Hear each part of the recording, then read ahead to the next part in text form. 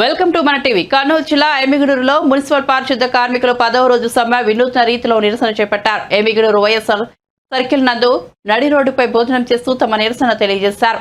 మా బ్రతుకులు రోడ్డుపైన నెట్టేశారని, ఇకరైనా మా న్యాయమైన కోరికలు నెరవేర్చాలని, లేని పక్షంలో ఉద్యమాన్ని ఉధృతం చేస్తామని తెలియజేశారు.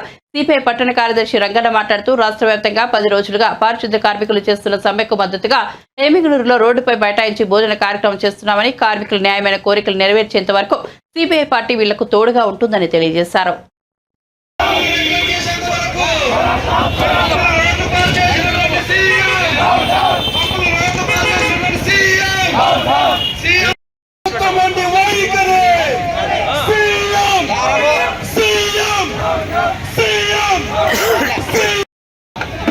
వెంటనే మా సమస్యలను ప్రభుత్వం మా సమస్య పరిష్కరించే